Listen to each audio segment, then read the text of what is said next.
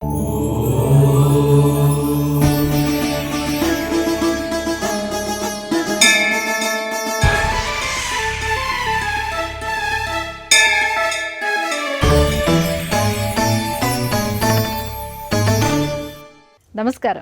ETV life ఆధ్యాత్మిక channel తీర్థయాత్ర కార్యక్రమానికి స్వాగతం. హరిద్వార్ దేవభూమి, దేవతల నివాస స్థానం. ఒకవైపున హిమాలయాలు పవిత్రమైన పర్వతాలుగా వెలుగొందుతూ ఉంటే, మరోవైపున ఆ ప్రాంతాన్ని మరింత పునీతం చేస్తూ గంగా నది ప్రవహిస్తూ ఉంటుంది. హరిహరులు శక్తి దేవతలు కొలువైన ఈ మహిమాన్వితమైన ప్రదేశంలో ఎన్నో ప్రాచీనమైన ఆలయాలు తమ వైభవాన్ని చాటుతూ కనిపిస్తాయి. అలాంటి ఆలయాలలో శ్రీ మానసాదేవి ఆలయం ఒకటిగా చెప్పుకోవచ్చు. ఆధ్యాత్మిక ప్రపంచమైన హరిద్వార్లో వికసించిన శ్రీ మానసాదేవి ఆలయమే నేటి మన తీర్థయాత్ర.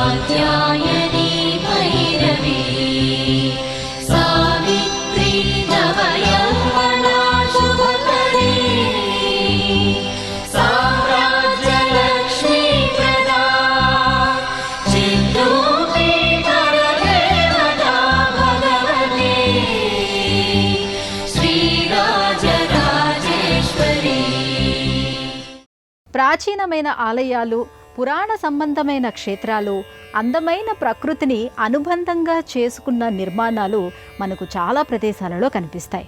అయితే అలాంటి విశేషాలన్నిటినీ కలుపుకున్న ఆలయాల నిలయమే హరిద్వార్ అని చెప్పొచ్చు. ఉత్తరాఖండ్లోని ఈ పవిత్రమైన ప్రదేశం అడుగు పెట్టగానే పునీతులను చేస్తుంది. ఇక్కడి మానసాదేవి ఆలయం కంటపడగానే మనసు ఆ తల్లి మందిరమైపోతుంది. జరత్కారు జగద్గౌరీ మానసా సిద్ధయోగిని వైష్ణవీ నాగభగిని శైవీ నాగేశ్వరీ తథా జరత్కారు ప్రియా ఆస్తికమాత విషహరేతి చ మహాజ్ఞానయుతా చైవ సా దేవీ విశ్వపూజిత. మానసాదేవి మనసు పడిన హరిద్వార్ ప్రేమతో ఆ భగవంతుడు గీసిన ప్రకృతి చిత్రం. ఇక్కడి పర్వతాలు, ఆ పర్వతాలపై కురిసే మంచు, ఆ చల్లదనాన్ని పరిచయం చేసే గాలి, ఆ కొండలపై నుంచి ప్రవహించే సెలయేళ్లు, ఇవన్నీ కూడా ఎంతో పవిత్రతను కలిగినవిగా కనిపిస్తూ ఉంటాయి. మానసికపరమైన ఉల్లాసానికి కావలసిన ఔషధాలను అందిస్తూ ఉంటాయి. ఆధ్యాత్మిక మార్గంలో మరో అడుగు ముందుకు వేయిస్తాయి. ఇక్కడి శివాలిక్ పర్వత శ్రేణులను చూస్తే భగవంతుడికి ఆవాసంగా మారడం కోసం ఎంత విస్తృతంగా పరుచుకున్నాయా? దైవానికి ఆహ్లాదకరమైన వాతావరణాన్ని కల్పించడం కోసం తమని తాము మార్చుకున్నాయా అనే ఒక సందేహం కలగక మానదు. ఇక్కడి ఏ పర్వతాన్ని చూసినా దైవ దర్శనం లభించినట్టే, ఏ పర్వత పాదభాగాన్ని తాకినా దైవం పాదాలను తాకినట్టే అనే విషయం మనకు అనుభవపూర్వకంగా అర్థమవుతుంది. హరిద్వార్లో అడుగుపెట్టిన దగ్గర నుంచి మనం ఎక్కడికి వెళుతున్నా ఆ పర్వత శ్రేణులు పలకరిస్తూనే ఉంటాయి. అలాగే గంగాదేవి కూడా మన కూడా వస్తున్నట్టే కనిపిస్తూ ఉంటుంది. ఎటువైపు చూసినా ఏదో ఒక ఆలయ శిఖరం మన చూపులకు పట్టుబడిపోతూనే ఉంటుంది. గంగ పాదాల చెంత కొన్ని, కొండల సన్నిధిలో కొన్ని, ఆ కొండల తలలపై మరికొన్ని ఆలయాలు మన మనసులను పట్టుకొని లాగుతూనే ఉంటాయి.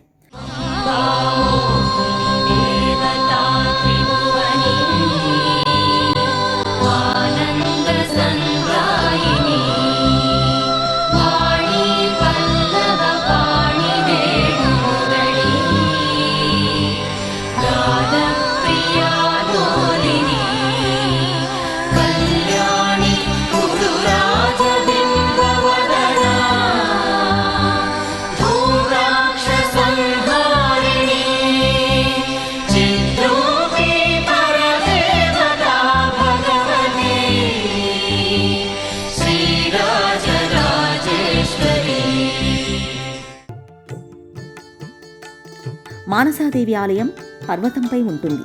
ఈ పర్వతంపైకి చేరుకోవడానికి మెట్ల మార్గం ఉంది. అలాగే రోప్వే ద్వారా కూడా పర్వతం పైభాగానికి చేరుకోవచ్చు. దూరం నుంచే పర్వతంపై గల మానసాదేవి ఆలయం కనిపిస్తూ ఉంటుంది. ఈ ఆలయానికి వెళ్లే మార్గంలో చిన్న చిన్న మందిరాలు చాలానే ఉంటాయి. ఆ మందిరాలకు నమస్కరించుకుంటూ ఇరుకైన ఆధారుల్లోనే భక్తులు ముందుకు సాగుతూ ఉంటారు.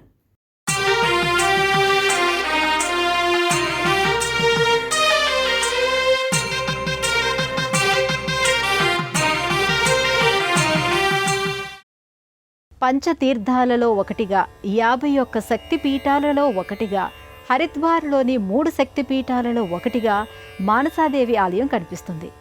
ఇక్కడి బిల్వ పర్వతంపై అమ్మవారి ఆలయం వెలుగొందుతూ ఉంటుంది. సర్పాలకు అధిదేవతగా, మంత్రాలకు అధిష్టాన దేవతగా ఆ తల్లిని పూజిస్తూ ఉంటారు. అలాంటి మానసాదేవి ఆలయం ఇక్కడ ఆధ్యాత్మిక పరంగా మాత్రమే కాదు, పర్యాటక పరంగానూ ప్రాధాన్యతను సంతరించుకోవటం విశేషం.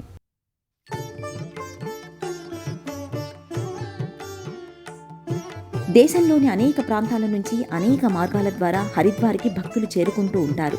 అందువలన గంగా తీరంలోని శైవ వైష్ణవ శక్తి క్షేత్రాలన్నీ కూడా విపరీతమైన రద్దీతో కనిపిస్తూ ఉంటాయి. అలా భక్తులు దర్శించుకునే ఆలయాలలో మానసాదేవి ఆలయం ముందు వరుసలో కనిపిస్తుంది. గంగా తీరం నుంచి మనకు బిల్వ పర్వతం, నీల పర్వతం అనే 2 పర్వతాలు కనిపిస్తూ ఉంటాయి. బిల్వ పర్వతం మానసాదేవి నివాసంగా మన కనుల ముందు నిలుస్తుంది. బిల్వదళం ఆకృతిలో 3 భాగాలుగా ఉండటం వలన ఈ పర్వతానికి బిల్వ పర్వతం అనే పేరు వచ్చింది. ఈ పర్వతం శిరోభాగమంతా అమ్మవారి ఆలయమే పూర్తిగా విస్తరించి ఉంటుంది. విమాన గోపురం అమ్మవారి శ్రీచక్రమేరును గుర్తు చేస్తూ ఉంటుంది. ఇతర మందిరాలకు సంబంధించిన శిఖరాలు అమ్మవారి వైభవానికి ప్రతీకలుగా కనిపిస్తాయి. హరిద్వార్లోని 3 శక్తిపీఠాలలో ఒకటిగా ఈ ఆలయం మరింత విశిష్టతను కలుపుకొని ఆదరణ పొందుతోంది. మిగతా 2 శక్తిపీఠాలకు చెందిన అమ్మవార్లుగా చండీదేవి, మాయాదేవి కనిపిస్తూ ఉంటారు.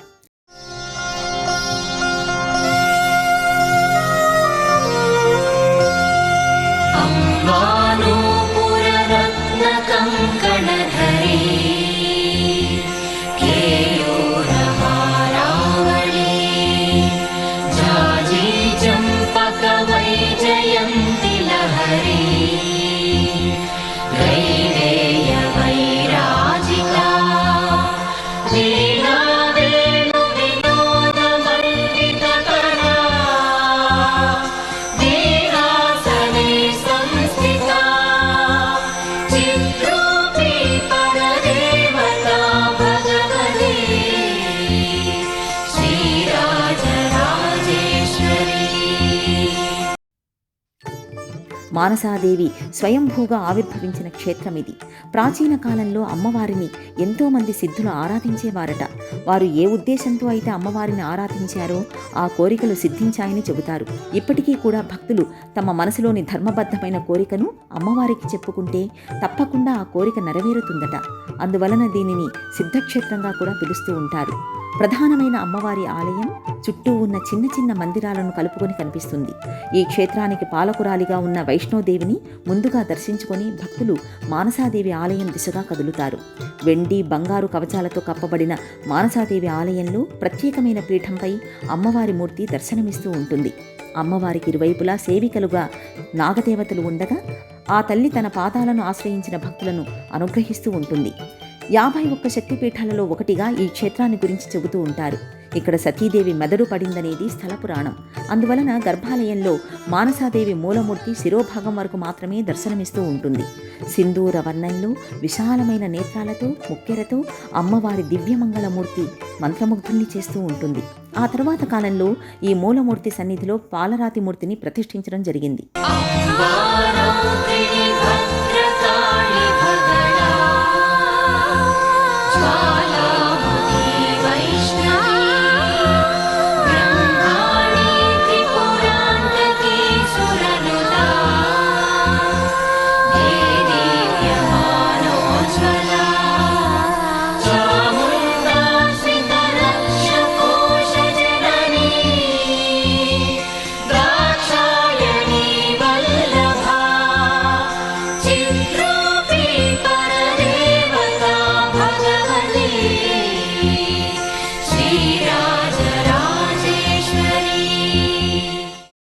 మానసాదేవి అమ్మవారిని ఉత్తరాది వారు ఎక్కువగా ఆరాధిస్తూ ఉంటారు. ఆ తల్లిని పూజించడం వలన సర్పదోషాలు, సర్పభయాలు, విష ప్రభావాలు తొలగిపోతాయని విశ్వసిస్తూ ఉంటారు. అసలు మానసాదేవి ఎవరు? సర్పాలకు ఆ తల్లికి గల సంబంధం ఏమిటి అనే ఒక సందేహం తలెత్తకుండా ఉండదు. అందుకు సంబంధించిన కథనం మనకి పురాణాలలో కనిపిస్తూ ఉంటుంది. లోకంలో అనేక సర్పజాతులు పుట్టుకొస్తాయి. వాటి సంఖ్య అలా పెరుగుతూ పోతుంటుంది. సర్పాల సంచారం పెరిగిపోవడం ఇతర జీవులకు ఇబ్బందిగా మారుతుంది.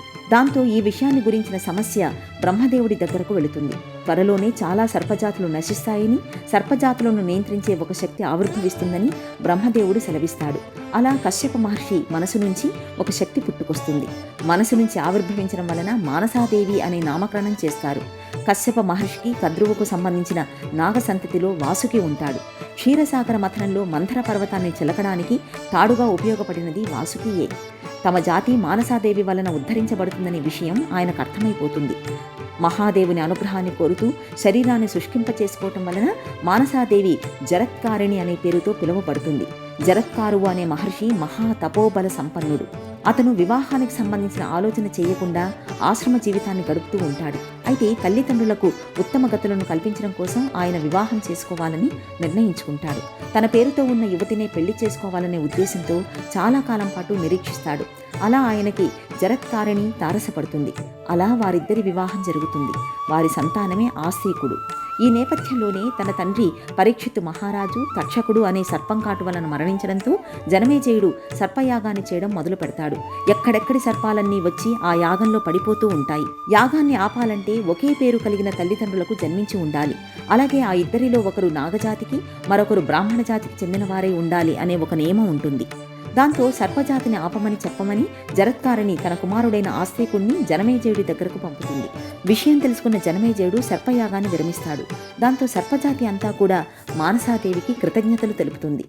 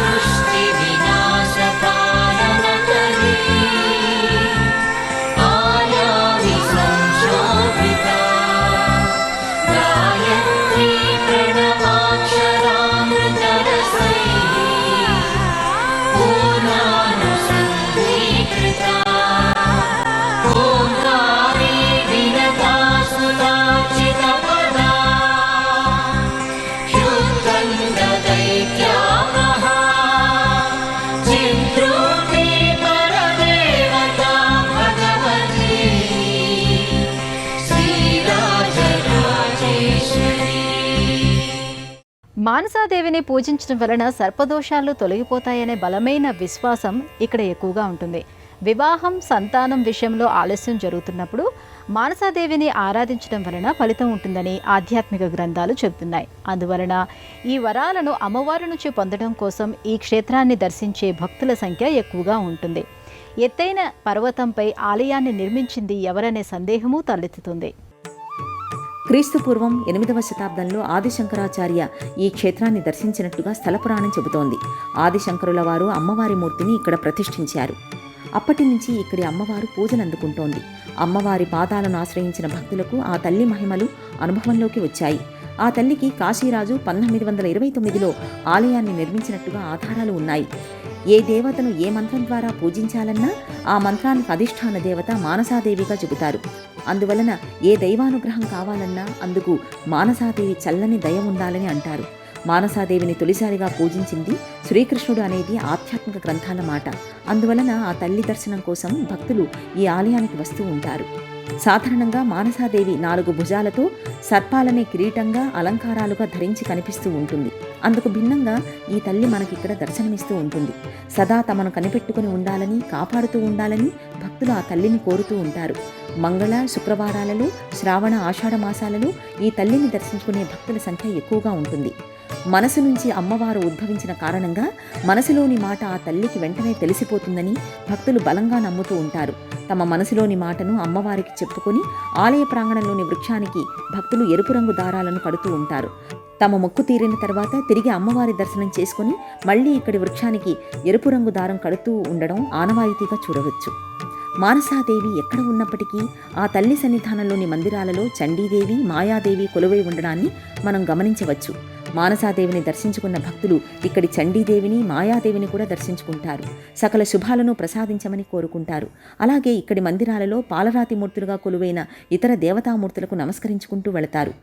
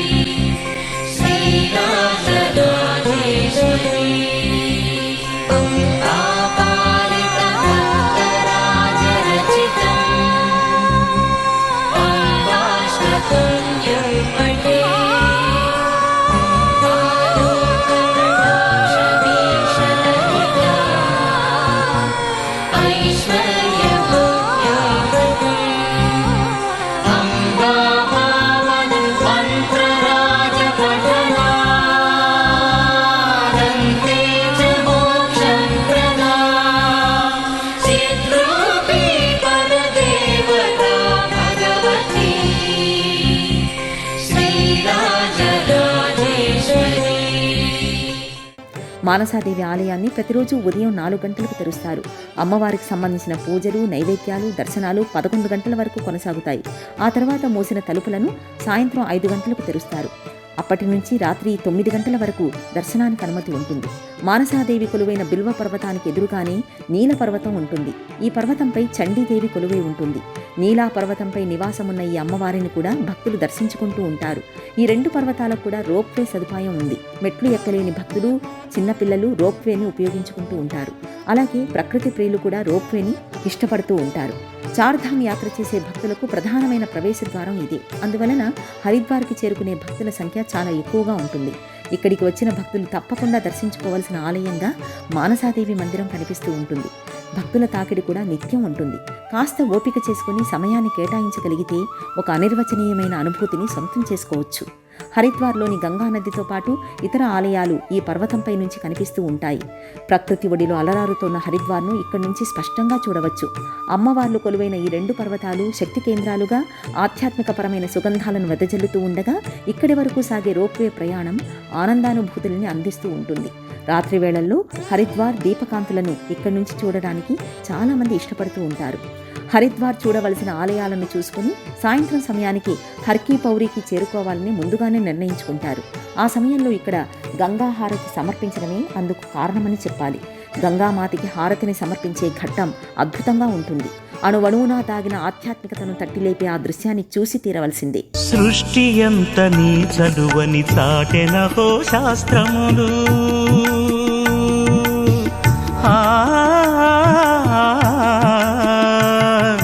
సృష్టి ఎంత నీ చదువని చాటెనహో శాస్త్రములు, ఎదురుగా కనరాని నిన్ను ఏ విధముగా పూజింతును, ఏ విధముగా పూజింతును. సాంబశివ ప్రియ సతీ నమో నమో మహేశ్వరి, సాంబశివ ప్రియ సతీ నమో నమో మహేశ్వరి. దేశంలోని అన్ని ముఖ్యమైన పట్టణాల నుంచి హరిద్వార్ చేరుకోవడానికి సౌకర్యమైన రవాణా మార్గాలు ఉన్నాయి.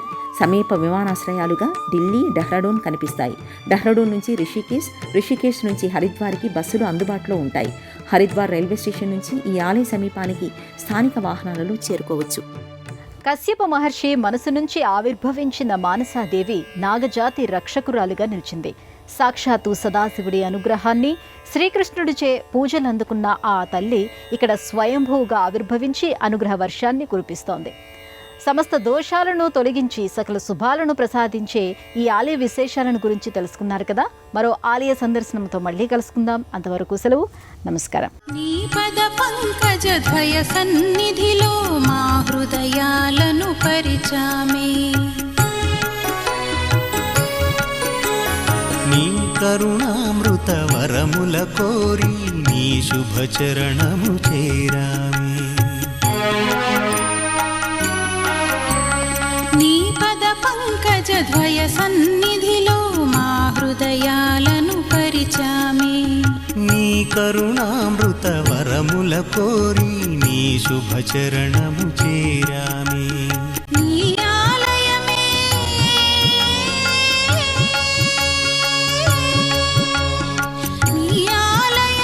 నిలయంగా నిరతము తపమే చేసామే. నీరాధనమే చిరమని పరమని శరణము వేడుతూ నిలిచామే. నీవే దేవి శ్రీ దుర్గా, జగముల నేలే జయ జనని, ఆగమవాసిని ప్రియ జనని. జగముల నేలే జయ జనని, ఆగమవాసిని ప్రియ జనని. ఈ కార్యక్రమాన్ని తిరిగి చూడాలనుకుంటే www.youtube.com/@ETV Life Spiritual లో చూడవచ్చు.